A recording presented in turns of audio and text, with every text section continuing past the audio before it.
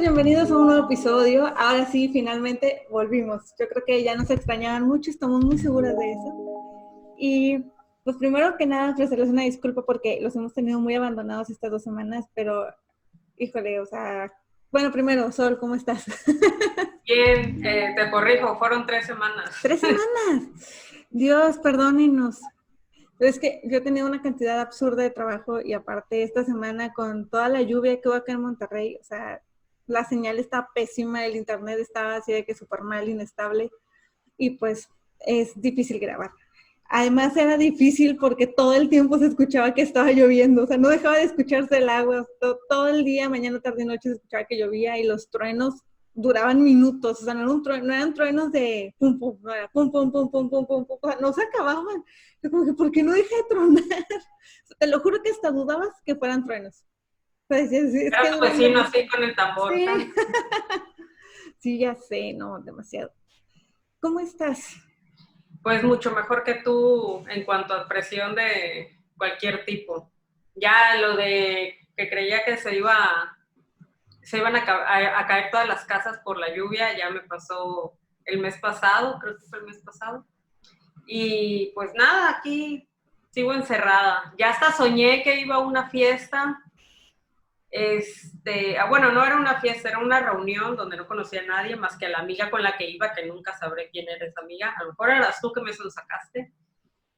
Y llegaba a mi casa y me enfermaba de COVID. Ay. Oye, fíjate que yo hace como una semana, cuando me avisaron que agosto también iba a estar trabajando desde la casa, soñé que me decían, volvemos en mayo del 2021.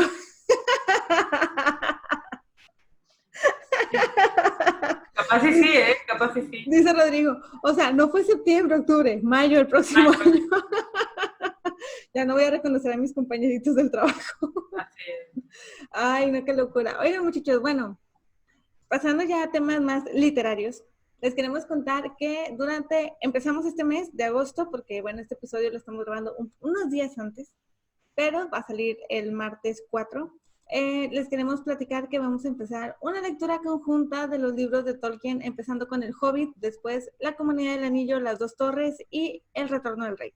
Empezamos ahora en agosto, esta semana, y vamos a terminar en enero. No, todavía no estoy muy segura más o menos para qué días de enero, pero pues la idea sería terminar para la fecha en que Tolkien cumple años, que creo que si no me falla la memoria es el 3 de enero.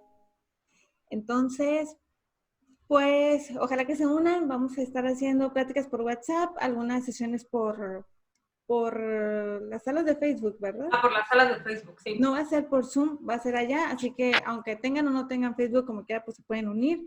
No va a haber creo que no hay necesidad de que descarguen ninguna aplicación, ¿o sí?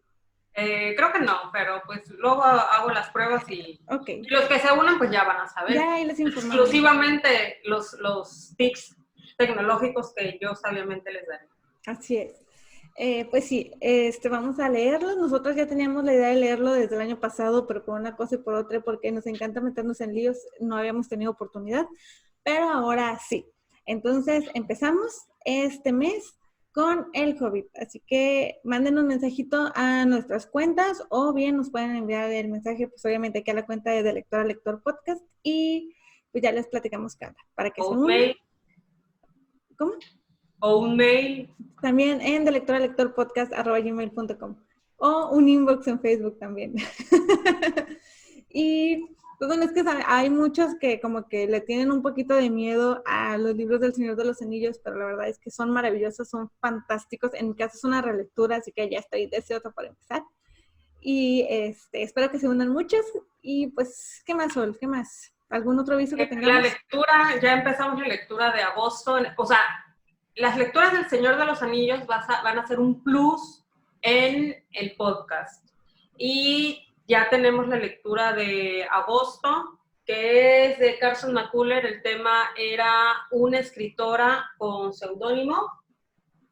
Entonces tenemos a Carson McCullers con El corazón es un cazador solitario, así que pues este libro tiene unas excelentes críticas y unos excelentes comentarios, que pues bueno, si se quieren unir, también sigan todas las instrucciones que ya dio Elisa. Sí, este solamente lo vamos a estar leyendo durante agosto. Acuérdense que tenemos pláticas por WhatsApp cada semana y al final del mes, el último fin de semana, tenemos una videollamada que yo creo que también nos vamos a mudar a las salas de Facebook, pero lo van a descubrir solamente si se unen. Así es. No, y saben una cosa, para todas las personas que luego nos preguntan qué recomendaciones les podemos hacer para iniciar con el hábito de la lectura, pueden unirse a este club de lectura. ¿Por qué? Porque lo hacemos cada semana. Entonces, cada semana ustedes van teniendo el reto de acabar cierto pedazo Cierta del cantidad de libro. páginas.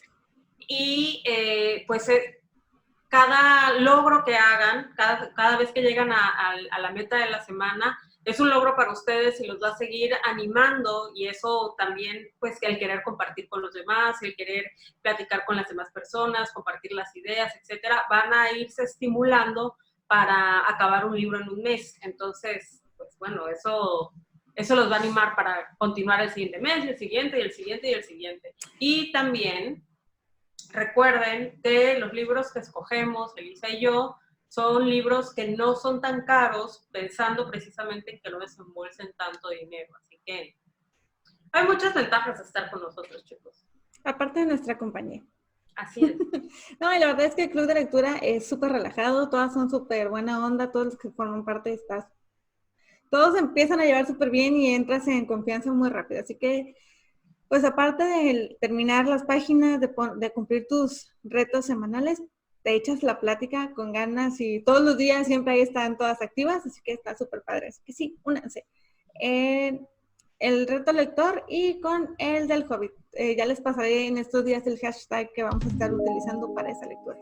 Y bueno, ahora sí, después de mucho, pasemos al tema de la semana.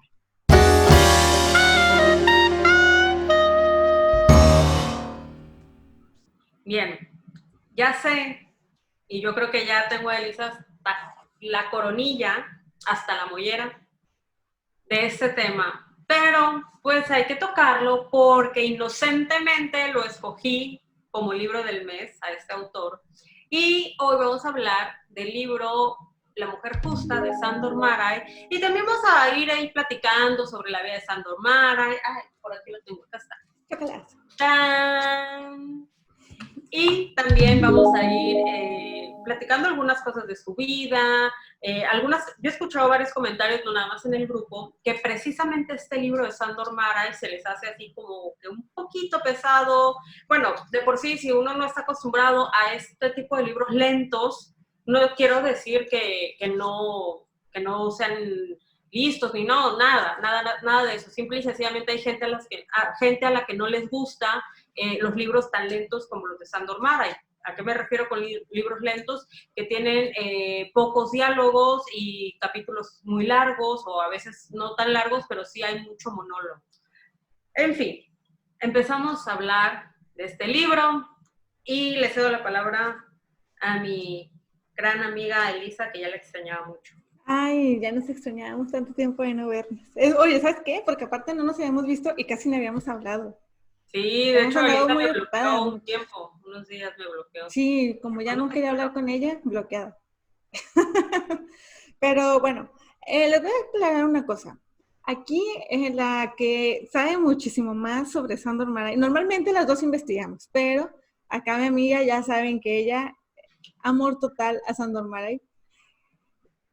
Kafka te engañan. Pero bueno, como Sol es la que sabe un poquito más de esto, yo les voy a ir compartiendo mi opinión, así como tipo externa, como no fan del autor, porque no es un autor como los que yo soy, así de que, me encanta. En este caso es Sol, así que yo les voy a ir dando mis comentarios sobre el libro, sobre cómo me pareció, porque creo que soy la persona más cercana a todos ustedes en cuanto a no conocer tanto al autor ni su forma de escribir. Porque sí es un choque, no malo, pero sí es un cambio, es diferente. Uno está acostumbrado a que haya muchos diálogos, a que los capítulos sean, no sé, 10 páginas, por decir algo. Pero aquí no, o sea, sí llega como que, ok, aquí no puedes decir, termina un capítulo y ya, porque no sabes dónde va a terminar. Así que vamos a empezar. Dale. Pues bien, Sándor Márai escribe La mujer justa y la publica en 1941, 42 aproximadamente, en plena guerra mundial, Segunda Guerra Mundial. Pero, pues bueno, escribe La mujer justa, es un libro que habla de un matrimonio que termina, que fracasa, y hay una persona que es la tercera en discordia, que es bueno, no voy a mencionar nombres aún. ¿Qué sucede? Que está dividido en 3 partes. Cada una de las 3 partes corresponde a uno de estos 3 personajes principales. Y todo va a girar, entre comillas, en relación, o en teoría, va a girar en relación a este triángulo amoroso desde el punto de vista de cada uno de estos personajes. Cada uno de ellos se reúne con una persona y a esta persona le empieza a platicar estos hechos, esta parte de su vida, habla del pasado y todas sus impresiones. Entonces, no sé si ubiquen este tipo de películas donde está la persona que está hablando y tú ves, o sea, la pantalla afoca como si fueran los ojos de este personaje. Algo similar es esta lectura, así lo vamos a ir leyendo.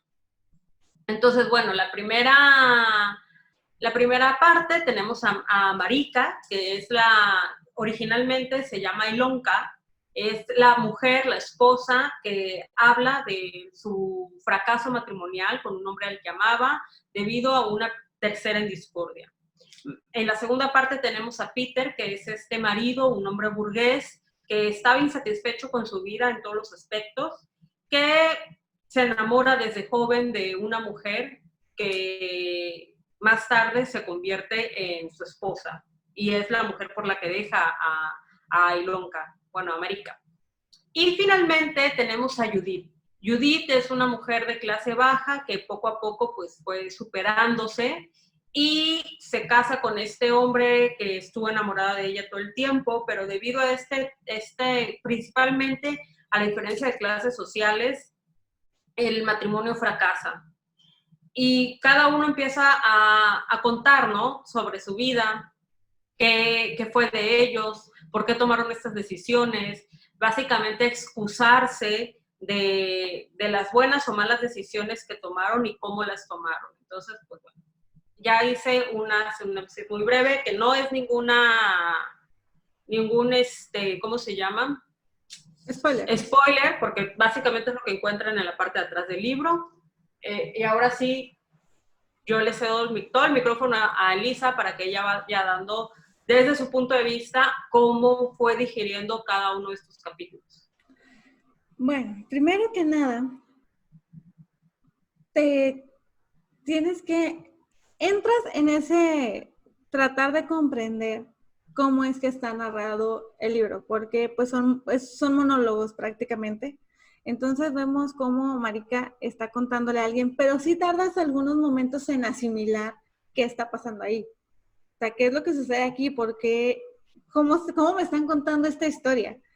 Pero ya llega un punto en que dices, ok, perfecto, ya entendí. Ella está platicando sobre su ex marido. Ella se divorció, ella es la mujer que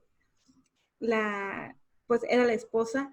La verdad es que esta primera parte es brutal, o sea, es muy fuerte, muy intensa, porque conoces todos sus sentimientos o sea, de primera mano, ¿no? Ese amor que ella sentía por su marido y que de algún modo dice, y te das cuenta, porque todos sus sentimientos, los sientes tan tuyos, en muchos momentos los sientes tan tuyos, porque ella es así como, pues es que yo siempre lo amé, pero ¿qué faltó?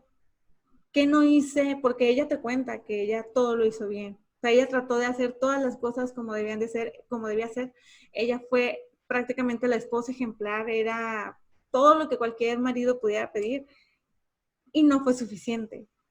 Entonces, bueno, de inicio es muy fácil trasladar esta historia a muchas relaciones que hay, muy actuales, de que dices, que uno mismo platica, ¿no? Así como que, güey, oye, pero si se veían súper bien, eran el uno por el otro, ¿qué pasó? Pues, no, y ¿sabes qué es interesante también? que a pesar de que tanto Ilonka como, bueno, tanto Marika como Peter pertenecían a la clase burguesa, también nos hace la especificación de que la clase burguesa no siempre es la que tiene dinero. Así es. La burguesía, y no estoy hablando en términos generales, sino más bien como una opinión personal de Sándor Márai, la burguesía era un estilo de vida, eso tenía que ver más bien con tu desenvolvimiento en la sociedad, y podía ser pobre, pero podía ser burgués. Obviamente, dentro de estos dos burgueses de clases sociales diferentes, o sea, de cuestiones monetarias diferentes, iba a haber la diferencia. Y eso es lo que también pasaba con Marika, que ella era de una clase burguesa, sí, pero no tan acaudalada como la de Peter. O sea, la clase de Marika, pues sí, le permitió a sus padres darles una excelente educación, procurarles siempre pues una preparación para una mujer, o sea, hablando específicamente de Sí. mujeres, una preparación académica ejemplar, educarla en cuanto a sus maneras, a sus comportamientos de una manera ideal, tanto así que pues fue, como dice Lisa, la esposa perfecta. Sí, ella era impecable. Y Peter nació en cuna de oro. O sea, Peter fue del niño mimado con varios criados en una casa gigantesca. Su padre tenía un poder político y social muy, muy pesado, cosa que heredó de su padre y más tarde Peter heredaría de él. Entonces, es esto, ¿no? Que dice Marika, o sea, sé que él quiere algo, pero me frustra, esa es la palabra, la frustración de Marika de no saber qué darle a Peter para que él sea feliz. Exacto, Entonces sí. es así de, no. Ajá, sí, o sea, es que, bueno, vemos en Marika ese deseo de quiero un poco más. O sea, porque sí, se casaron, no fue un matrimonio arreglado, fue porque se conocieron y dieron el paso, se enamoraron, dieron el paso, ¿no? Pero nunca fue ese amor que ella deseaba sentir, o sea, no fue ese amor apasionado de, es que tú eres todo lo que yo quería. O sea, no, nunca llega a sentir eso, y eso es lo que ella, esa frustración que siente ella de decir, ¿por qué no? Porque si él para mí lo es absolutamente todo, ¿por qué yo no lo soy para él? Y entonces, en todas las reflexiones que ella tiene, simplemente desde donde ella habla del matrimonio, del divorcio, hay una parte que me parece muy interesante y que me gusta porque también, como les decía hace un rato, es de esas cosas que puedes aplicar ahorita, que ella dice que le quité todo lo que pude. Sí. O sea, del coraje, del odio que sentía, del dolor que sentía, le quité todo lo que pude. O sea, porque ella se sentía, pues al final se quedó vacía prácticamente, porque pues ella era vivir para él, por él. No, y la manera en la que lo hizo, o sea, fue tan, bueno, ya esto sí sería spoiler, sí. Pero sí, la manera en la que lo hizo Peter, o sea, sí fue muy doloroso. Claro. Entonces, también en cuanto a su autoestima, siento yo que le afectó muchísimo durante mucho tiempo, y bueno, tan le afectó mucho que ella estaba en un lugar a una hora en la que sabía que podía encontrárselo. Así Entonces, es. y se lo estaba contando a una amiga.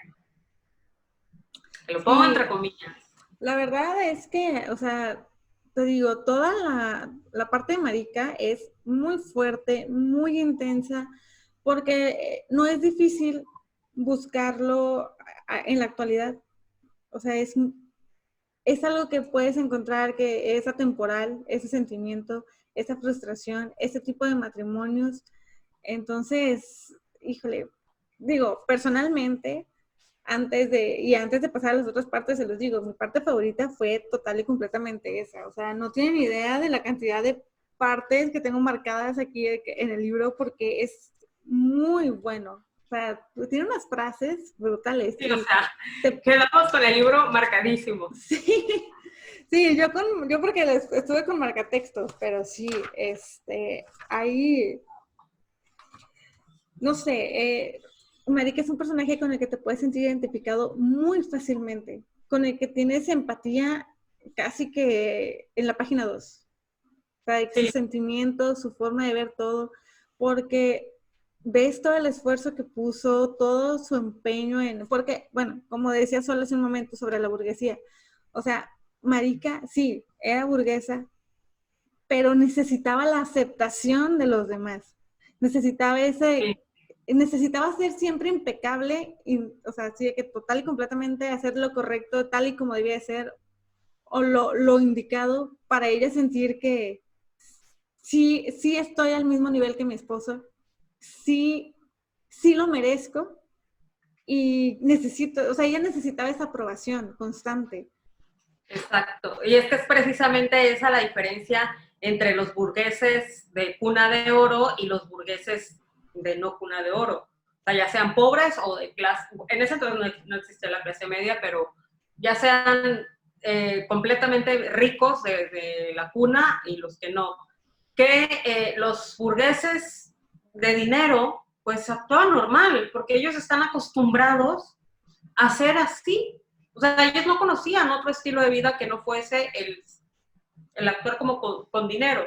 Y los burgueses pobres, así decirlo, son personas que constantemente tienen que demostrar que merecen estar en esa situación, ya sea que se tengan que esforzar en cuanto a, o sea, se ven forzados, o sea, que se tengan que ver forzados en cuanto a mucho forzar su manera de desenvolvimiento, Sus gustos. sus gustos, su conocimiento, etcétera. O sea, es así como decir, uy, soy inteligente, soy esto, soy lo otro. Y ese esfuerzo se nota al momento de ya estar con otras personas burguesas de dinero. Que a lo mejor un burgués de dinero no tiene tantos conocimientos o no sabe. Por ejemplo, el papá de Peter, que es lo que decía, él no leía, el papá de Peter no leía, tenía los libros ahí, los tenía por llenar, porque tenía una biblioteca y tenía que tener libros, pero no era una persona que le gustara leer. Entonces, pero era burgués y se le sabía, y cuando llegaba a un lugar se emanaba esa posición. Sí, pues es que, o sea, no tenía que demostrar nada. Como es en el caso de Marika, que ella constantemente en cada reunión, en cada salida, o simplemente aunque ella salía sola, tenía que demostrar por qué era la esposa de quien era y por qué estaba en la posición en la que estaba. Hay varias partes que sí me gustaría mencionar que son muy fuertes en el monólogo de Marika, pero no se las voy a mencionar porque sería un mega spoiler y no me lo podría perdonar. Pero también me gusta que vemos un poco sobre su relación con su suegra, porque vemos el punto de vista, o sea, vemos la vida desde ojos de la suegra de Marika también, dentro del monólogo de ella, y vemos la forma en la que la señora piensa, la forma en la que fue educada y la forma en la que ella ha sobrevivido y ha llevado y llevó también su matrimonio. Porque también es que no, de verdad muchachos que la primera parte de la América es intensidad total. O sea, todas las cosas que cuentan, todas las emociones, todo lo que pasa.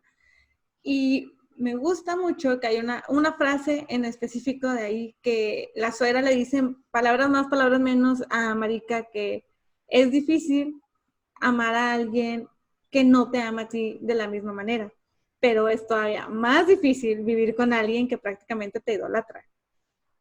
O sea, sí es de esas, hay muchas frases muy buenas, pero esa me gustó mucho.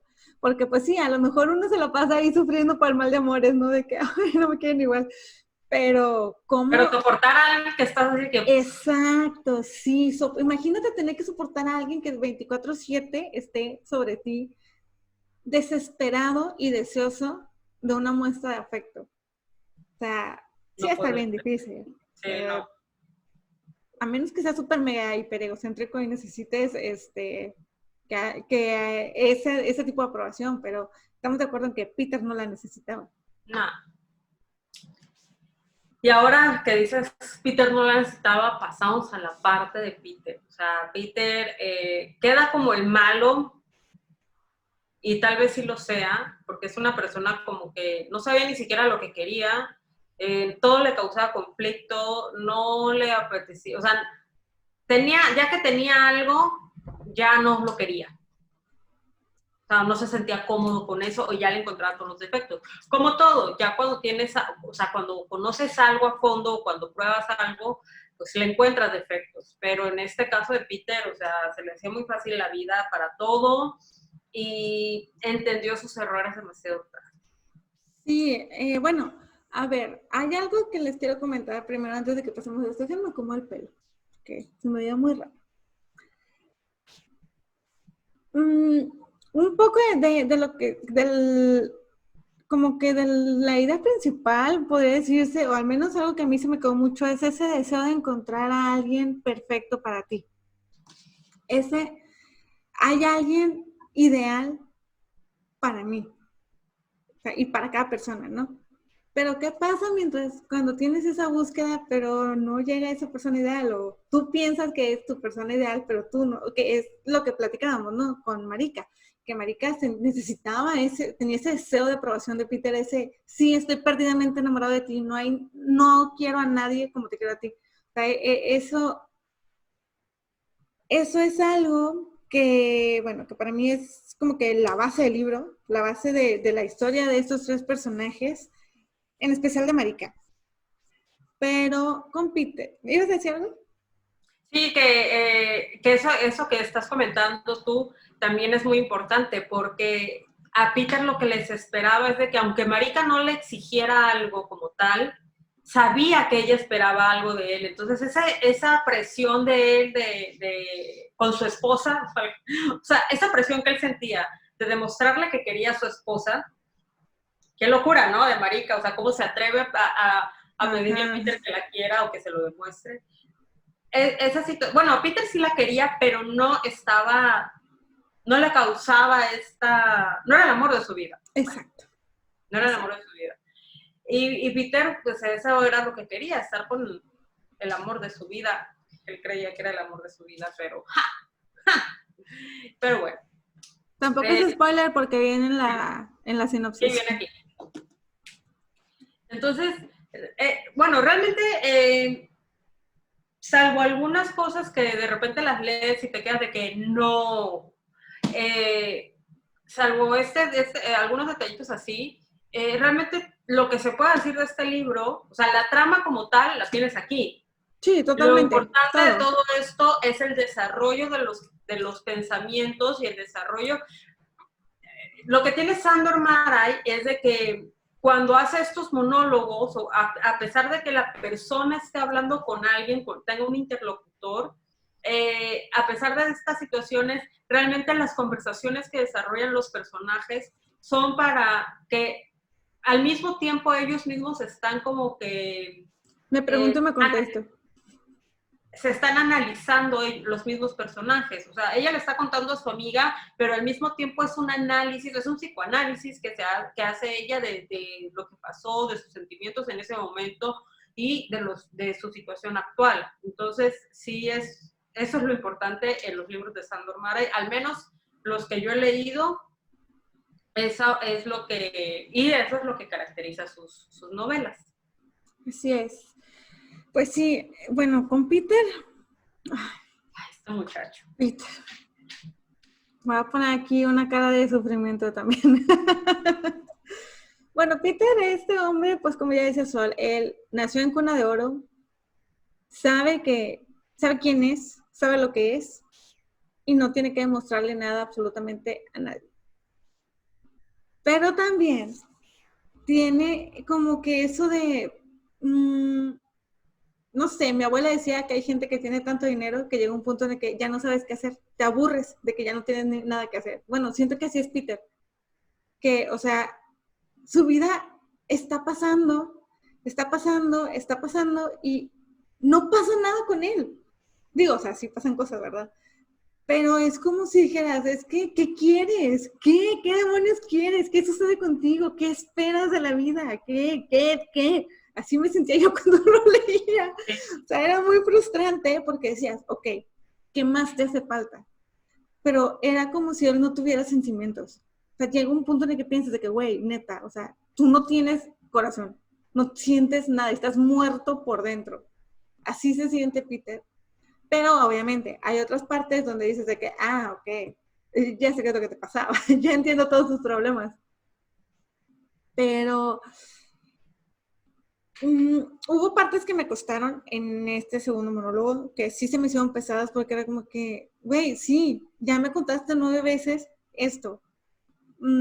Avanza, por favor, necesito la parte importante, o sea, ¿qué pasaba contigo? ¿Qué sentías? Ay, es que ya ni sé cómo sentirme. Mira, yo creo que aquí la parte importante en el área de Peter es que precisamente conocemos todo este mundo tan artificial en el que vivió, tan mecánico, la vida que llevó él desde niño, cómo se hacían las cosas en la casa, todas las costumbres que tenían para tener una casa funcionando de ese tamaño, la privación de expresar sentimientos, emociones, situaciones deseos, toda esta situación hizo que Peter se sintiera enjaulado o sintiera que todas estas necesidades emocionalmente hablando fueran como que enjauladas. Y al momento de estar solo no supo cómo manejar o no supo cómo liberarlas a su antojo, pero al mismo tiempo tenía la necesidad de hacerlo. Entonces, en esta lucha interna que tenía, llegó a cometer este tipo de errores o de decisiones que más tarde le costaron pues estar platicando con un amigo, ¿no? Pero también hay partes muy interesantes de las que habla, no nada más habla del dinero como dinero, no de las posiciones sociales, no de los ricos que pierden las cosas y luego las recuperan, no, habló del dinero como tal, habló del dinero, del papel que juega el dinero, de su importancia o de su maldición en la vida del hombre. Y también habla de algo que me gusta mucho, que fue la soledad, la manera en la que él desarrolla el tema de la soledad de los seres humanos, de los hombres, es muy interesante por cómo ahonda en este tema. Cómo la soledad te afecta, aunque estés rodeado de muchas personas, cómo la soledad te afecta en cualquier momento. O sea, si estés en una fiesta, si tengas una familia, así tengas una esposa que te ama y te adora, esta soledad, este vacío interior que él tenía, lo llevó a ser una persona insaciable en cualquier aspecto. Sí. Sí, totalmente. ¿Y Judith? Judith salió muchachos, más... finalizamos este podcast. No, Judith salió más que bonita. Ay, ¿qué empezamos a decir de Judith? ¿Hasta dónde poder decir sin hacer un spoiler? Judith es esa mujer. Es que aquí es como un poco el perro, el gato y el ratón, ¿no? De que uno va persiguiendo a otro. Porque, bueno, Marika con sus emociones, su amor hacia Peter, Peter hacia Judith. Y bueno, ya lean el libro para saber cuáles son las emociones de Judith. Pero es como que te cuenta Peter cómo se sentía sobre Judith y luego ya empiezas a conocer lo que te cuenta Judith y dices de que, bueno, de cierto modo, sí, todos sintieron algo, ¿no? O sea, Marika sintiéndose triste porque Peter no le correspondía del modo en que ella le correspondía a él. Y luego acá tenemos a Peter enamorado de Judith y también así con sus conflictos internos distintos, porque sí eran conflictos diferentes a los que tiene Marika. Y conocemos a Judith, bueno, para empezar, todo el tiempo estás, ¿cómo es Judith? ¿Qué tiene esa mujer de especial? O sea, ¿qué es lo que hace que Peter la quiera? ¿Qué es lo que hace que tengan esa historia?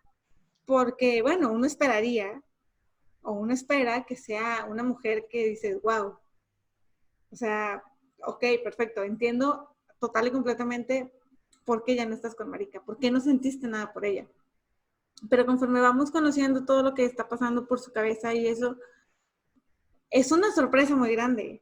Es una gran sorpresa sus pensamientos, su forma de ser, porque bueno, para empezar, Judith es de origen humilde totalmente, muy, muy humilde. Y pues logró despertar en Peter ese amor que pasa el tiempo, ¿no? Salvaje. Salvaje, sí, apasionado, intenso. Siento yo que una de las cosas que Peter vio en ella fue una mirada de, al mismo tiempo de libertad, porque ella haber padecido tantas cosas durante su infancia, nunca estuvo, siempre fue una niña libre, pobre y con muchas penurias, pero yo creo que todas estas cosas que padeció ella de niña, la hicieron ver la vida de otra manera, ver la vida con otros colores, con otras sensaciones, etcétera. No tener una vida tan mecánica, no tener una vida tan marcada por tiempos, por modos, por nada, sino vio en ella esta libertad de ser ella misma. Y eso le gustó mucho a él, como que un salvajismo, por así decirlo. Y eso fue lo que le atrajo, lo desconocido, lo diferente. Y que era muy guapa, y que era muy bonita, y que era muy joven, y todo lo que tú quieras, pero pues básicamente fue eso. Sí, pues bueno, como pueden ver en la sinopsis, que voy a tratar de dejárselas al principio de aquí de cuando empezamos esta parte, ¿no? Para que se den una idea, si no han leído el libro. Pero bueno, aquí de la sinopsis te dicen de que ella cuenta cómo estuvo casada con con un hombre rico. Y te quedas, estuvo. ¿Qué desmadre traían? O sea, obviamente Marika y Peter se divorcian y obvio en algún punto Peter y Judith están juntos, porque bueno, desde aquí, desde la sinopsis nos están diciendo que que ella ya no está con él, que se casó con un hombre rico, o se hace Peter. Y no sé, es que también esta segunda parte se me hizo complicada. Yo siento que en parte porque empatizas mucho con Marika. Y al empatizar tanto con ella, es imposible no ver a Judith como la mala, ¿no? O sea, de que, digo, Peter fue el que trajo todo el desmadre, pero hasta cierto punto es imposible no sentir cierta... Eso como que, no, no, Judith, no me quedas muy bien. Pero bueno, pero Judith sabía lo que sentía Peter, y tan lo sabía fue que lanzaba los anzuelos y hacía sus cositas y dejaba su marquita por aquí, por allá, para decirle al otro, oye, pues aquí sigo, aquí sigo. Así, y bueno, ya cuando los que lo lean, ya cuando lean esta parte de Judith se van a dar cuenta que era la peor de todos, o sea, básicamente. Pero, Sí. ¿sabes qué es lo que sucede con Judith y por qué no empatizamos tanto con ella?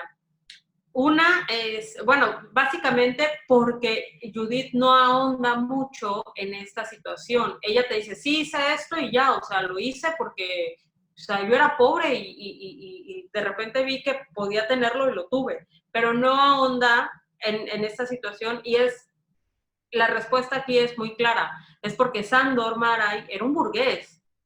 Y él desconocía este mundo de pobreza realmente, él desconocía estas clases sociales. Entonces no pudo ahondar mucho en ella porque no puede hablar de lo que no conoce. Ese es en primer lugar. De ahí Judith se centra muchísimo en la época de la Segunda Guerra Mundial, porque el libro, sí, son 3 partes diferentes, 3 personajes diferentes, 3 puntos de vista diferentes, 3 en 3 tiempos diferentes también. Uno es durante el periodo entre guerras, otro es, creo que durante la ocupación nazi, y la tercera es durante ya la posguerra, ya durante incluso Judith no se encontraba en Budapest, no se encontraba en Hungría, ella ya se encontraba en Roma. Budapest ya era un país comunista, comandado por la Unión Soviética. Entonces, son 3 momentos muy diferentes, entonces las épocas históricas en las que nos están hablando son muy diferentes. Y Judith se va a centrar más que en hablar en su situación o sus sentimientos o sus pensamientos que la orillaron a sus decisiones con Peter. Ella se va a centrar mucho en el final de la Segunda Guerra Mundial, en el asedio soviético al ejército nazi que hubo en Budapest, esta gran destrucción que hubo de la ciudad. Y ese va a ser el tema central de su... Entonces, por eso choca tanto, porque tú te esperas a que ella ahora dé su parte, a que ella dé su manera de ver las cosas, no, explique realmente qué sucedió con ella, y ella te habla de otra cosa totalmente diferente. Sí, así, mira, mejor, jamás lo voy a poder explicar mejor. Totalmente eso es lo que te pasa, porque en el primero, pues vemos, o sea, prácticamente Marika te pone su corazón y su historia en tus manos, de que aquí está, esto soy yo, esto es lo que me pasó, estas son mis penas. En el segundo, pues también Peter ahí, entre una cosa y otra, te termina contando mucho sobre él, te da mucha información sobre su forma de vida. También sabes bastante de lo que él piensa o siente, aunque para mí ese hombre no sentía nada. Pero después, no sé, sí sentía, pero no tanto. Pero con Judith sí es como que, amiga, pues la verdad es que esa no es la historia que yo quiero. Yo quería la parte de la otra parte. Ok. Y por momentos es como que sientes como que va para allá y se va por otro lado. Es como que, ay, sentía como que por aquí me estaba contando, pero ya no. Entonces, eso sí hace como que, no sé, te desestabilizas en cuanto a la lectura. Sí es bueno que sepan esto para que lo asimilen mejor y no vayan con la idea como nosotros de que, ay, aquí, no, hombre, esta parte va a estar buenísima porque ya quiero saber qué pasó con ella. O sea, para que también se ubiquen en que, pues sí, tal vez la parte más emotiva, más emocional es la primera y son totalmente distintos, o sea, lo que cada monólogo te cuenta, por si el de Peter y el de Judith, son muy distintos, o sea, no, aunque te están contando la misma historia, por así decirlo, son muy diferentes entre sí. Ok, aquí va la explicación, porque obviamente todo tiene una explicación. ¿Ustedes creen que Sandor, siendo súper Sandor, iba a tener estos errores así nada más porque sí? Obviamente no, chicos. Yo les tengo el secreto. Y así los anillos, el secreto. Bueno, ya les conté yo en un principio, y para los avispados, que el libro fue publicado en 1941. Entonces ustedes me van a decir, ¿cómo? Si fue escrito publicado en 1941, Sandor nos va a traer la tercera parte hablándonos del asedio que sucedió entre 1944 y 1945. ¿Cómo lo sabía? ¿Fue acaso una premonición que tuvo este libro? Obviamente ¿Acaso no. era evidente? ¿Era evidente? No, claro que no. ¿Qué sucede? Sin entrar en este momento, en esta parte, mucho en detalle sobre la vida y las publicaciones de Sandor Márai, de las que les voy a hablar en un momento, realmente lo que pasa aquí es de que la primera y la segunda parte fueron publicadas en 1941 bajo el nombre de Is Igazi, que significa la cosa real. Y la tercera parte fue publicada en 1980 bajo Judith y El atardecer. Entonces, por eso es lógico, ya que en el libro, pues, leemos que habla de hechos históricos muy diferentes y el hilo narrativo se pierde. O sea, estamos hablando de una cosa y de repente me cambias todo el tema central en algo que no tiene nada que ver. O sea, lo que pasa es que al momento de publicar las obras en español de Sandor Márai, se juntó estas dos partes, o sea, se juntan las novelas. Sandor Márai tendía a hacer a veces primera, segunda y tercera parte en sus publicaciones donde se centraba en diferentes aspectos.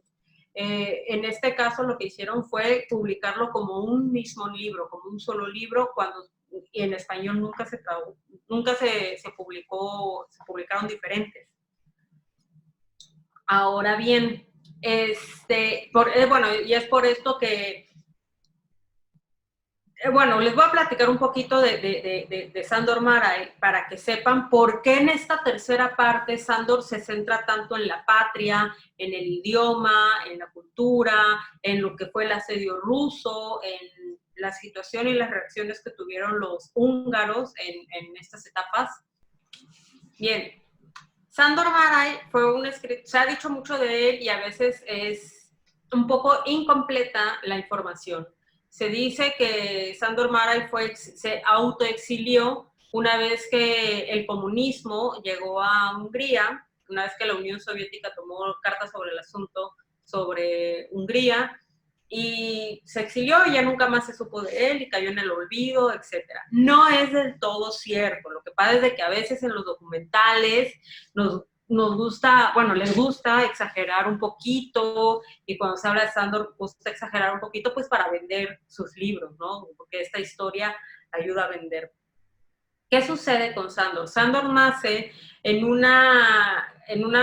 pueblo, en una ciudad, no es un pueblo, en una ciudad que se llama Kasua, bueno, Kasa, traducido, que pertenece actualmente al sur de Eslovenia. Pero en esa época pertenecía al Imperio Austrohúngaro, cuando Sándor nace en 1900. El Imperio Austrohúngaro se divide en 1918. Entonces, cuando se divide el Imperio Austrohúngaro, después de la Primera Guerra Mundial, como el Imperio Austrohúngaro fue el que inició todo el show, o sea, sí, aclaro, bueno, Serbia tenía problemas con el Imperio Austrohúngaro, porque los del Imperio Austrohúngaro eran un imperio y eran unos abusivos que jalaban ciudades y pueblos para su territorio, para su poder. Serbia en una ocasión le dijo, oye, guárdame tantito eso porque yo tengo problemas económicos y estoy aquí peleando con Rusia y no sé qué. Y lo que hizo el Imperio Austrohúngaro fue que se lo apropió. Ya tenían problemas, entonces con esto se intensifica más la situación, matan al archiduque, que era el heredero del Imperio Austrohúngaro, y es cuando el Imperio Austrohúngaro se va contra Serbia. Y ahí inicia la Primera Guerra Mundial. Ya cuando termina, le dicen al Imperio Austrohúngaro, tú te me dividas, papacito, y vamos a ir regresándole también a los pueblos, no nada más autonomía, sino los territorios que tú les habías quitado, algunos de ellos. Entonces, bueno, Kasa queda ya para Eslovenia. Estos son cuestiones de muchos años, son pueblos sajones, son pueblos serbios, son pueblos de muchísimas antigüedad, de muchísima cultura diferente. Entonces lo que hizo el Imperio Austrohúngaro fue querer agarrar territorio, pero todos estos territorios tenían una historia, un lenguaje y una historia diferente. Sándor, que en realidad se llama Sándor Goldschmidt, él nace en esta zona, él viene de familia sajona, y el nombre de Márai es por un pueblo donde venía su familia, un pueblo que se llama Máramos. Entonces, Sándor se pone el Márai, o sea, bueno, Sándor de Márai, y es referente a este pueblo. Ya muchos años después pudo legalmente cambiarse el nombre, pero durante un buen tiempo no. Cuando termina en 1918 que sucede todo esto, que pierde la guerra, él empieza a trabajar desde muy chico, desde los 14 años, él ya escribía artículos periodísticos y se enfocaba más a los artículos periodísticos de política, esto era lo que originalmente él empezó a hacer. La escritura viene después. Para 1918 él dice que él estaba en el momento en el que en el Parlamento se dio a conocer la noticia de que habían perdido la guerra, que fue un golpe fuerte para el Imperio Austrohúngaro, evidentemente. Entonces, empezamos a tener estas pérdidas. La pérdida de su pueblo natal, que ya no era húngaro, sino ya pertenecía a otra ciudad, a otro país. Y esta misma situación hace que su casa quede... ¿De quién va a quedar la casa? El padre ya no podía ejercer porque el padre trabajaba para el gobierno, para el imperio. Entonces todo esto empieza a afectarle a él. Ellos siguieron teniendo dinero y todo, pero cuando Sándor va a estudiar, él se va a Alemania y el padre lo manda a estudiar periodismo. Bueno, era lo que quería estudiar Sándor. El padre lo que quería era que él estudiara derecho y que fuera notario para que así heredara la notaría y tuviera un futuro asegurado. Pero él dice, no, yo quiero estudiar periodismo, se va a Alemania y nada más dura 2 semanas en la escuela. Y de ahí él dice que él no iba a estudiar en la escuela, que él se iba a ir todos los días a un café que estaba atrás de la escuela, de la universidad, y que ahí iba a leer era un café donde llegaban periódicos de todo el mundo, de todos los idiomas y todo eso, que él iba a aprender y escuchando las conversaciones con otras personas, etcétera. Era estudiante y obviamente una vida pagando pensión, pagando comida, pagando café todos los días, todo el día, pagando que le lavaran la ropa, pagando todo lo que tenía que, pagando libros, pagando de todo, obviamente no era suficiente el dinero que le mandaba el papá. Y a pesar de que él vivía, pues, corto de dinero, vamos a entender que era corto de dinero para el dinero que él estaba acostumbrado a tener. O sea, es tipo así de los que dicen, ya no me podré comprar un Mercedes cada mes, o sea, ahora me voy a tener que comprar no sé, un Ford cada mes, no sé. Adiós Starbucks, hola Café Andati. Sí, tipo, así. Pero aún así sigues gastando en un lujo que no cualquiera. Exactamente, sigues, en lugar de prepararse tu café en tu casa, sigues comprándolo afuera. Claro, sí. Y así fue, de ahí se fue a París, estuvo allá un tiempo. Obviamente, aquí vemos uno de los puntos que él toca sobre la burguesía. Él, aunque no despilfarraba dinero, él fue admitido inmediatamente en las clases altas alemanas, porque era lo que le emanaba, esta seguridad burguesa, este desenvolvimiento, estas maneras, estas formas de conducirse, pues le abrían las puertas a todo este mundo, y obviamente al investigar sobre su familia o al preguntar sobre su familia se daban cuenta que, bueno, aparte él, por mucho que haya sido el ocaso del Imperio Austrohúngaro, era el Imperio Austrohúngaro, o sea, era lo fifí de lo fifí de esa época en el mundo. O sea, estamos hablando de un imperio, o sea, que tenía a Viena, la Viena de oro, y, o sea, todos estos lujos impresionantes que tenía este imperio, o sea, y que tú seas burgués en estos grandes salones con grandes bailes, o sea, los de, no sé, los valses y todo eso a los que asistían sus padres, o sea, estamos hablando de un nivel muy alto, muy alto. De ahí se fue a París, él sabía hablar alemán, sabía hablar francés, iba a decir, sabía hablar a París, no, sabía hablar francés, sabía hablar italiano, de ahí estuvo él en sus rollos, mujeriego, eso sí, mucho, de joven, no sé si sí, mujeriego, pero no de que tengo novias, no, sino que se acostaba con muchas mujeres. Y finalmente conoce a la maravillosa Lola, que fue su esposa.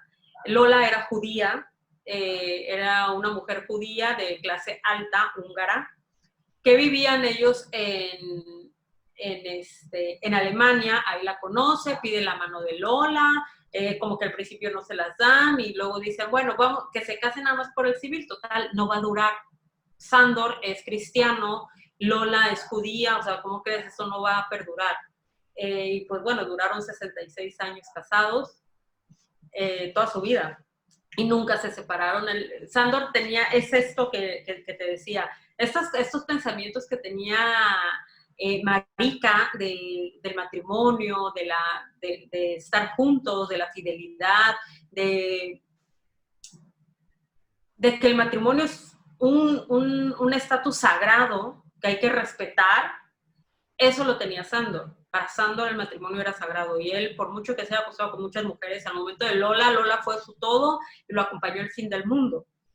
De repente escribía Sándor en sus cartas, en sus diarios, en sus pensamientos, que la situación era muy pobre, que es que Lola tenía que lavar su ropa, o de repente que eran tan pobres que nada más tenían una criada, no, o sea, cosas que tú dices, oh, hijo. Problemas de primer mundo. No, pero aparte, o sea, 2 personas con tanto dinero y todo, ellos pensaban así.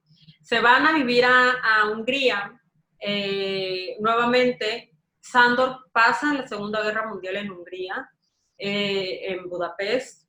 Él sigue trabajando en esa época, sigue escribiendo en periódicos, sigue publicando, y la prueba fehaciente es que este libro se escribió en 1941, perdón, se publicó. Y durante los años 30 y los años 40 fue el boom de Sándor, o sea, fue el momento más famoso de él. Se posicionó muy bien, hizo amistad con Stephen Zweig, con Thomas Mann, con muchos intelectuales y muchos escritores muy famosos de esa época. O sea, era una persona muy importante en esos periodos. ¿Qué sucede? Que cuando viene el asedio ruso, bueno, sucede que sí, para esto cuando ya empiezan a ver la situación de los nazis que estaba muy fuerte, Sándor y Lola deciden casarse por la iglesia cristiana para proteger a Lola en este aspecto, para quitarle lo judía, por así decirlo. Y ellos se van a vivir a Budapest sin ningún problema, no hay ningún problema con ellos en realidad. Lo que sí es de que cuando viene el asedio, ¿qué fue el asedio? Los que no sepan qué es un asedio es cuando ellos estaban ocupados por el ejército nazi, y el asedio es cuando el ejército rojo, los de la Unión Soviética, rodean la ciudad y la van haciendo más chiquita el círculo, más chiquito, hasta como que encerrar a los otros y ya los matan. Pero esta situación fue sumamente, o sea, Budapest quedó hecha pedazos, y eso es lo que tiene la Segunda Guerra Mundial, que fue una guerra que fue peleada dentro de las ciudades y atacando a civiles y encarcelando a civiles. De hecho, los padres de Lola mueren en campos de concentración. Entonces, Sándor, el pobre, se va a... para eso cuando Sándor regresa a Hungría, su padre había muerto y les dejó la casa gigantesca que tenían de ellos, se las dejó a sus hijos, y los hijos la vendieron y compraron un edificio en Budapest, que es donde se instalaron ellos. Nada más para que te des una idea de, porque podrá uno decir, era un departamento. Bueno, nada más el comedor tenía sala de caballeros, tenía un comedor, bueno, la casa tenía una sala de caballeros, el comedor tenía una mesa para 24 personas, que para él lo que se le incomodaba es de que como eran nada más 2 personas era demasiado, pero pues, pobrecito.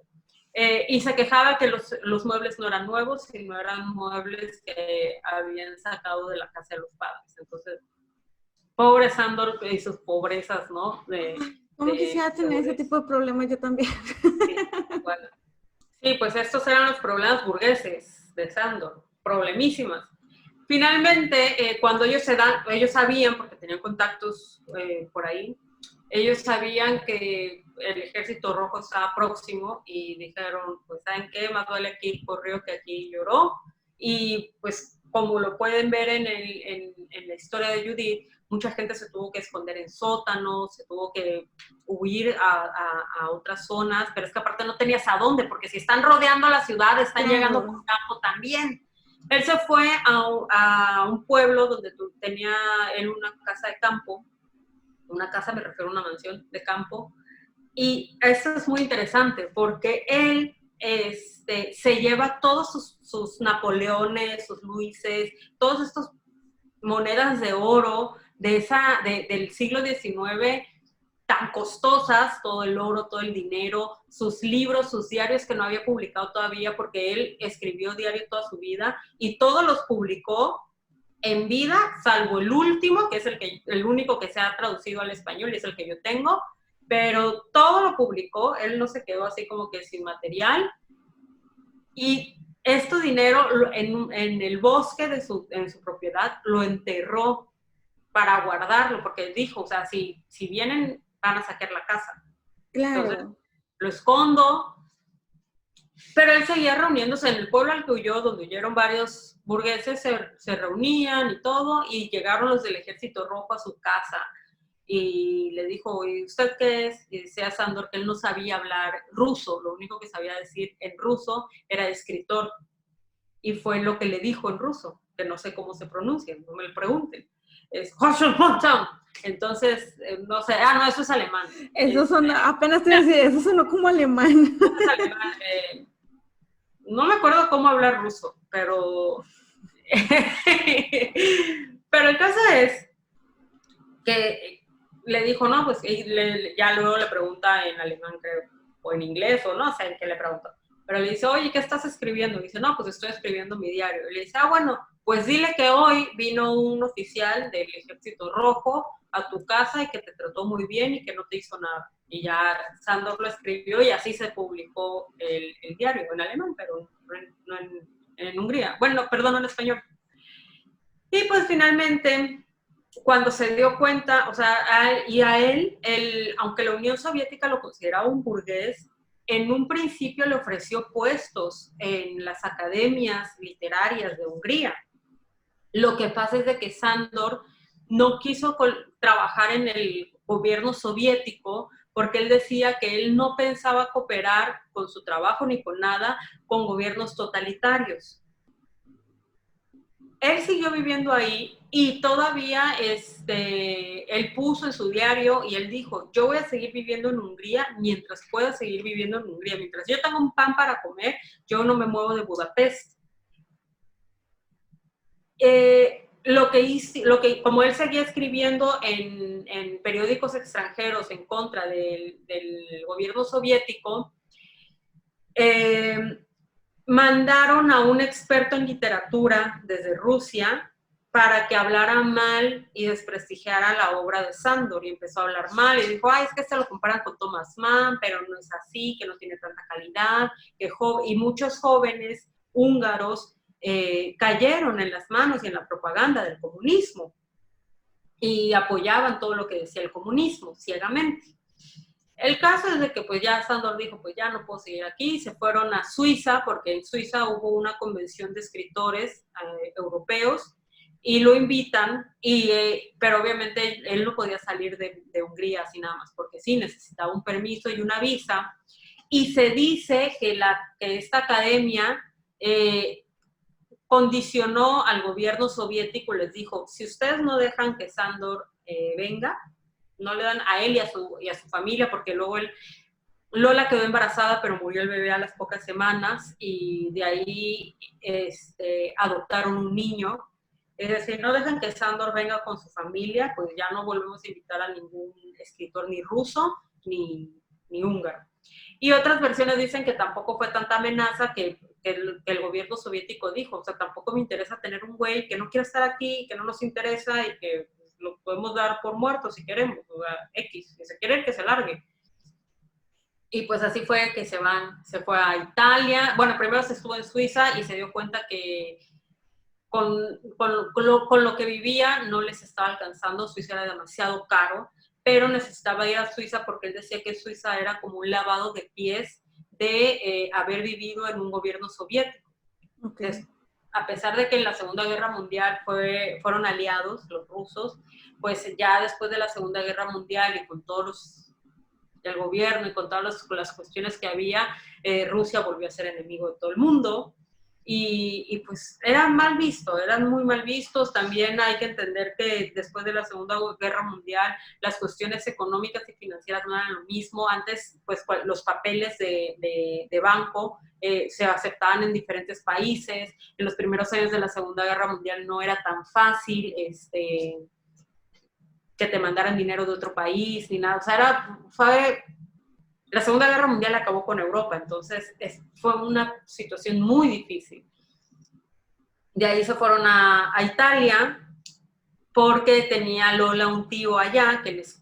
Es que yo lo que digo es, o sea, pobre no eras, amigo. O sea, Sandor se vio la manera y se reunió con su publicista alemán y todo para que le mandara el dinero de sus derechos de Inglaterra, de España, de varios países, y ya tuvo dinero. Aquí viene la cosa. Sandor dice que le estaba muy preocupado porque no tenía dinero. Se fueron a vivir a Nápoles, una villa en un risco que daba al mar Mediterráneo, impresionante, porque en esta biografía que tengo aquí, esta de aquí, viene una foto de la vista de su casa. O sea, realmente no es como que dices, pobrecito, no fue. Una cabañita no era. No, claro que no. O sea, y aparte tenían una... Aquí está. Esta era su vista. Humilde. Humildemente. No sé por qué dices todas esas cosas. Y nada más tenían una criada, o sea, imagínate, pobrecitos. ¿Cómo puede la gente vivir así? Yo no lo entiendo. No, yo me muero. Sí, por supuesto, claro, yo igual. Que me ayudara a hacer la limpieza. Sí. No se quedan, muchachos. Hoy limpié toda mi casa, estoy muy cansada. Y yo antes de grabar estaba aquí aspirando el cuarto porque no lo vayan a ver el polvo. Pero pues ya finalmente ellos se mudan a Estados Unidos porque el sistema educativo de Italia no les gustaba para Janos, que era su hijo. Se mudan a Estados Unidos y pues ya era la Guerra Fría. Ya todo era espía, ya tenías que cuidarte con quién hablabas, de qué hablabas, cómo lo hablabas, todo. Entonces, eso también empezó a hacer que Sandor fuera muy retraído, no entrara en ninguna de las asociaciones de escritores húngaros que había en Nueva York. Nueva York le fascinó, fue así como que, wow, amaba Nueva York, hasta que se hartó de Nueva York porque era muy grande. Antes de mudarse a California, regresaron a Italia porque se muere el tío de Lola y heredan el departamento igual con una vista pobre, pero es que estoy buscando la vista del departamento y vive 13 años en Salerno, vive durante 13 años. Esa es la vista del departamento. Del 67 hasta el 13 años, hasta el 80.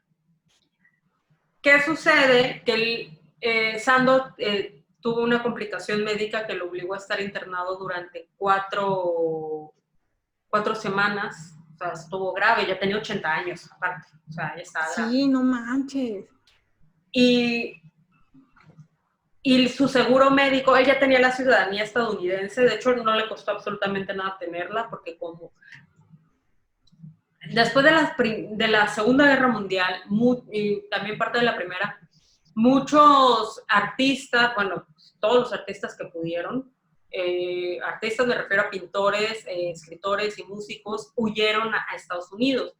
Y obviamente Europa siempre fue el centro y el epicentro del arte y en todos sus aspectos, de la intelectualidad, etc. Y pues obviamente Estados Unidos, al ver que todos están huyendo de ahí, dijo a todo artista, a todo escritor, a todo pintor, le doy su nacionalidad, vénganse a Nueva York. En Nueva York, durante la Segunda Guerra Mundial y todavía parte después de la Segunda Guerra Mundial, fue el centro artístico en el mundo, porque pues obviamente todos huyeron para allá. Claro. Y era cosmopolita, y era muy moderno, etc.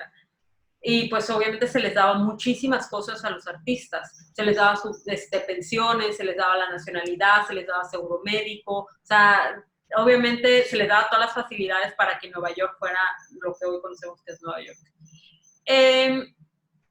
Ya sea ahí se va a vivir a California, porque él dice, bueno, quiero envejecer queremos envejecer, Lola y yo, cerca de nuestro hijo y de nuestras nietas. Ya queremos envejecer más.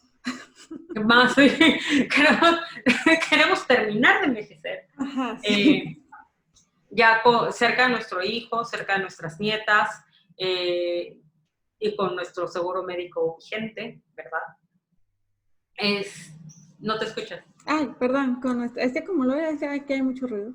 Cuando yo no estoy hablando, me silencio para no ponerte un ruido de fondo. Te digo que con su pensión, con todo casual, tranquilo.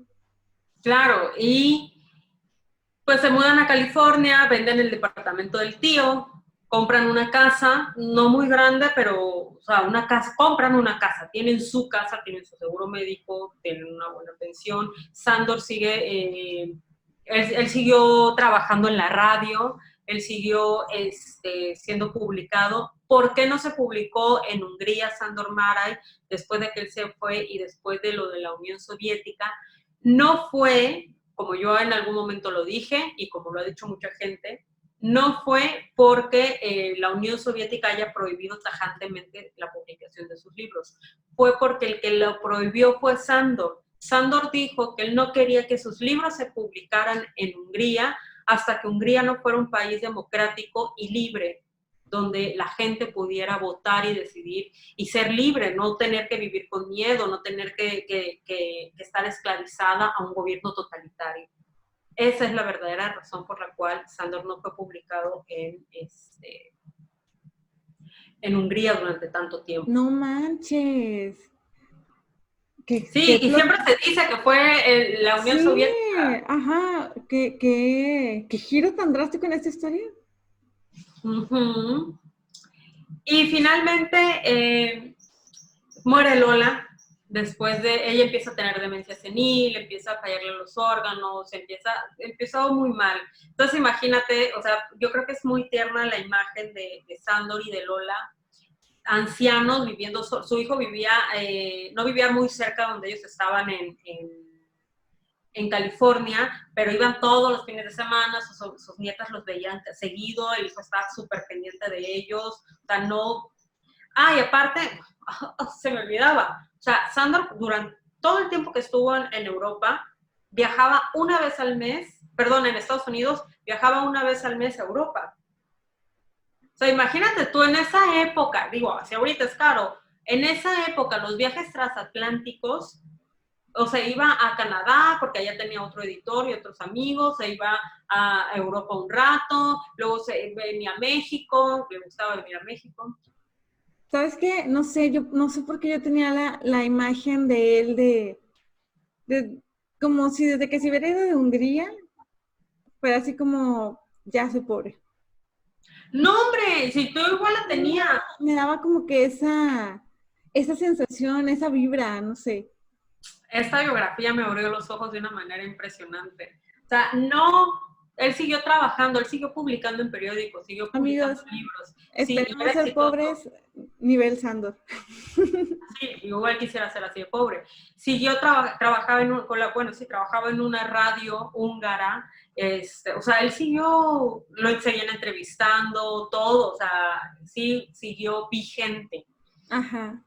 Ya cuando Lola enferma, o sea, imagínate la imagen de dos octogenarios viviendo solos, cuidándose el uno al otro. Sándor la bañaba, Sándor la cambiaba, le daba de comer en la boca. Había veces en que Lola no lo recordaba, entonces imagínate, para Sándor eso era la muerte. Qué horror, claro. Y finalmente la internan y muere, ya no despierta, muere.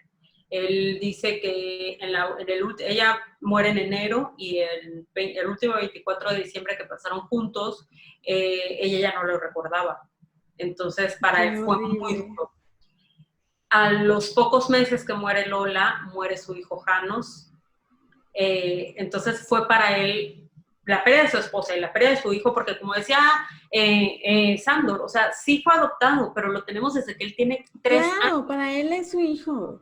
Era su hijo, desde que tiene 3 años es nuestro hijo.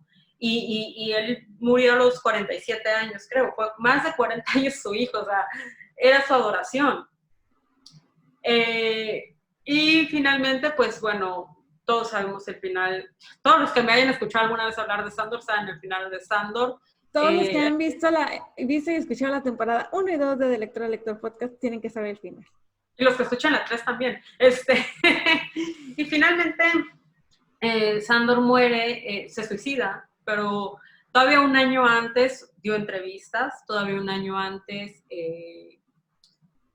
siguió escribiendo él, hasta poco antes de su muerte. Pero cuando muere Lola, él compra una escopeta y empieza a tomar clases de tiro. Él lo tuvo claro siempre, siempre tuvo claro que él se iba a quitar la vida si él no moría a tiempo. Y pues llegó un punto en el que ya no quería morir. Vivir. Muere, Que ya no quería vivir. que ya no quería vivir y muere poco antes de la caída del muro de Berlín, lo cual es un punto importante porque fue la caída de este gobierno totalitario al que él tanto detestaba. Una vez que cae el muro de Berlín, la gente, bueno, antes de que cayera el muro de Berlín, a él, y antes de que él se suicidara, un año antes, a él lo buscan para que tome un puesto allá en Hungría, en una academia literaria, pero pues él dijo, yo no puedo viajar, o sea, ¿cómo crees? Eh, ya se sabía que estaba a la vuelta de la esquina el fin de la Unión Soviética, ya se hablaba de que iba a terminar y ya había ciertas libertades o ciertas cosas que se podían hacer, pero pues Sándor no podía ya viajar, ya estaba muy claro. Todavía en las últimas entrevistas, en el 88, él muere en el 89, súper lúcido, trabajando, una mente muy activa, muy inteligente en todo lo que decía. Y finalmente, pues ya no soporta seguir vivo y se quita la vida en febrero de 1989. Como les digo, poco antes de que cayera el muro de Berlín, inmediatamente se empiezan, después de la caída del muro de Berlín, se empiezan a hacer homenajes, se empiezan a hacer premios, premiaciones a su nombre, bueno, con el nombre de él, se empiezan a hacer, se le empiezan a dar títulos póstumos y todo, o sea, se hizo toda una algarabía o toda una celebración alrededor de la figura literaria de Sándor Márai. Y pues bueno, eso es sobre su vida, sobre su persona. También hay algo que agregar. Muchas veces se dice que las novelas de Sándor son autobiográficas, no nada más por los hechos históricos, sino por pensamientos que él tiene o cosas que él vivió en algún momento de su vida. Pero aquí Sándor es muy juguetón con lo que nos muestra y con lo que pasaba. Sándor en un libro te decía algo o que pensaba de una manera y en otro libro te decía otra cosa y en una entrevista te decía una cosa y en otra te decía otra, etcétera. Por ejemplo, él decía que cuando en 1918, cuando él estaba en el Parlamento y dieron la noticia ahí, habló el presidente, creo que era, o no sé quién, pero una persona habló y dijo que habían perdido la guerra. Él dijo, yo estaba estudiando filosofía en esa época y no sé qué, no sé qué tanto. Y él dijo, y dice la persona que hace esta biografía, no, él estudió Derecho, no estaba estudiando filosofía, y aparte el que salió a hablar no tenía este puesto, sino tenía este otro. O sea, Sándor te decía así, era muy como tipo Gabriel García Márquez, que de repente en una entrevista dice una cosa y otra, y todo el mundo se queda, pero ¿qué es lo real? Ajá. Sándor te decía lo que quería, tenía una persona con un carácter muy fuerte, muy fuerte, pero también era una persona muy, que no, sus sentimientos se los guardaba para él mismo. Cuando murió su hijo recién nacido, no quiso que, nunca más se volvió a mencionar su nombre, nunca más se volvió a hablar del tema. Cuando murió su papá, nadie volvió a mencionar el nombre porque él se enojaba y no permitía que le dieran un pésame, que lo abrazaran, nada. Era una persona muy reservada en sus sentimientos, en sus pensamientos íntimos. Entonces, pues eso, es la vida de Sándor Márai. Oye, pues me dejaste muy sorprendida con la revelación de por qué no se publicaban sus novelas, porque sí, ya en otros episodios habíamos platicado de que era porque las habían prohibido, pero es un escritor que como que tiene su segundo aire ahorita, ¿verdad? O sea, que se está leyendo mucho, y qué bueno, porque pues, digo, porque hay muchas personas que no sabíamos de su existencia, me incluyo, hasta que Sol platicó sobre él. Creo que sobre Divorcio en Buda fue el que platicaste, no estoy segura. El primero que nos contaste. Pero sí, ojalá que hayan estado atentos, chicos, porque Sí, de hecho sí, todavía, fíjate que en el 88, antes de morir, le llevaron una publicación, una edición especial de una trilogía o de una novela en 3 partes que publicó durante toda su vida, y todavía en el 88 le llevaron su edición así, pasta de piel y especial y todo, publicado en húngaro, todo. Entonces, Sándor, para él tener a sus 88 años y seguir publicando y que se haya vendido tan bien, o sea, por eso claro, o sea, él siempre vivió de su literatura, ya se ha publicado en sus diarios, ya se ha publicado novelas y todo, te digo, en el 80 publicó el de Judith, en el 88 todavía tenía el de, bueno, se llamaba Los Garrens, esta saga familiar y generacional que incluye las novelas de Los Rebeldes, que la tengo aquí, incluye la novela de Los Celosos y Los Ofensivos. Entonces, todavía seguía él vigente, literalmente claro. hablando, alrededor del mundo. En España se publicó en los años 50, y pues con la caída del muro de Berlín, el nuevo boom que hubo, sobre todo a principios del año 2000 en español, fue maravilloso. Y ahorita están reeditando todas estas, Salamandra está reeditando todas estas ediciones en una, como que con otra presentación. Y con otro, porque estas fueron desde el principio, creo que en otros idiomas igual están Ok. estas portadas, y ahora ya Salamandra las modernizó. Pues, digo, yo realmente no tengo mucho que añadir porque estoy como ustedes, chicos, aprendiendo esto. Esto es sobre Sandor. Yo sabía sobre el final de su vida porque lo hemos platicado en los escritores suicidas y que lo platicamos al principio en las pláticas en el club de lectura, pero pues ahí tienen mucha información sobre él, muy, muy versátil. Oigan, de cuando salga este capítulo, mañana, o sea, miércoles 5 es el cumpleaños de Lisa, así que muchas felicidades. Y así una caja con todos los libros de Sandor Mara y la biografía. No, pero muchas felicidades, Elisa. Gracias. Sí, mañana, hoy es muy, bueno, hoy que estén viendo esto, es mi último día antes de pasar a los 30. Es una emoción muy fuerte. Ahí me cuentas cómo te va para prepararme. Pues sí, claro, claro. Pero, ay, la verdad es que estoy muy contenta porque, digo, fuera de, me voy a escuchar como una materialista, pero en estos momentos sí me siento muy contenta por eso. Porque tengo ya varias cajas de Amazon y paquetes que llegaron a la casa, pero ay, yo soy una persona que cumple su palabra. Se los demostré cuando leí Madame Bovary en un día que casi leí como unos cuantas páginas con tal de terminarlo a tiempo. Y varios paquetes que me llegaron fue de, pero lo abres hasta el día de tu cumpleaños. Pero me llegaron con 2 semanas de anticipación. Y ya no, falta mucho tiempo. Pero pues ya mañana los voy a poder abrir. Les voy a dejar mis historias ahí en mi Instagram para que vean qué libritos nuevos me llegaron. Pero sí, oye, la verdad es que hace mucho yo vi un pastel de Sailor Moon, porque saben que amo Sailor Moon. Entonces yo lo veía y decía, ay, es que está bien bonito. Y hablé a una pastelería, cuando yo cumplí como 26 por ahí. No, carísimo, pero carísimo que está el pastel.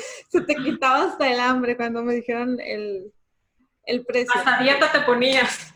Sí, te lo juro. La verdad es que a mí me encanta que los pasteles sean temáticos, así. He tenido pasteles de La Sirenita, de La Bella y la Bestia, de La Bella Durmiente, de muchos. He Pero tenido también muchos. nos encanta que estén baratos, ¿verdad? O Por accesibles. supuesto, a uno le gusta sobrevivir.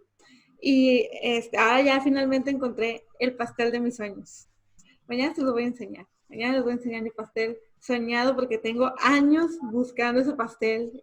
Así que no fuera tan caro porque pues al final No somos Sandor Mara, ¿no? No tengo esos problemas de primer mundo. Tengo otros. Tengo otros problemas de otro mundo. Del tercero, por ejemplo. Sí, pero sí, no sé, se siente raro. Se siente raro saber que ya vas a pasar a una década diferente. Ya lo experimentaré en unos años. Sí, en unos 12 años igual y sabes lo que se siente. Ya lo experimentaré en 5 años que pase al cuarto. Manches, de hecho, hace poco estaba platicando con mi cuñado y le digo, porque vi el de Sailor Moon, ¿no? Que yo dije, es que para cuando cumpla 30, quiero el de Sailor Moon. Van a decir ya de 30, pero no importa, jamás es muy tarde para tener tu pastel soñado. Entonces yo dije, cuando cumpla 30, el de Sailor Moon. Y mientras buscaba diseños y estaba viendo en la pastelería y todo eso, vi uno del Señor de los Anillos. Y yo, no manches, es que el del Señor de los Anillos. Y yo, Rodrigo, mira, el pastel del Señor de los Anillos. Y ahí está ya, ¿no? Y le dije, ¿sabes qué? No, me merezco el de Sailor Moon. Cuando tú cumplas años, cuando tú cumplas 30, te compras el Señor de los Anillos. Y me dice Rodrigo, pero es para ti. O sea, no es porque yo lo quiera. Y dije, no te lo quiero regalar, tómame eso en cuenta. Pero entonces después vi uno de Harry Potter. Y le dije, no, ¿sabes qué? Cambio de planes. A mi hermano le regalo el del Señor de los Anillos. Digo, yo por el simple hecho de verlo, de tenerlo ahí. Es que, son bien bonitos. Y dije, y a ti te regaló el de Harry Potter, porque a Rodrigo le gusta mucho Harry Potter. Y me dice, otra vez, no es para nosotros, es porque tú los quieres. Dije, es que falta mucho para que cumpla 35, para poder, o sea, un número, vaya, importante, ¿no? A los 30, igual a los 33 a la edad de Cristo. Puede ser. Y bueno, total que platicando con mi cuñado le está diciendo y me dice, tú crees que falta mucho para los 35, pero se te va a ir volando. Y yo sigo, totalmente. Y a partir, mira, una vez que pasas el tercer nivel de la vida, esto es así como los Mario Kart. Así que te vas todo. Sí, pues sí, chicos, mañana subo al tercer piso. A ver cómo me va, ya les contaré mis historias. Y lo único que me tiene tranquila es que no voy a ver a nadie, así que nadie me va a poder aventar el pastel. Eso me hace muy feliz. Le diré a tu vecino que haga una fiesta por fin. No, por favor, toco madera, que eso no pase. Pero bueno, chicos, terminamos este episodio así. Discúlpenos muchísimo por los episodios que les debíamos que no hemos podido grabar. Es que de verdad hemos estado súper ocupadas. Hay muchas cosas que hacer. Trabajar y sobrevivir es una de ellas.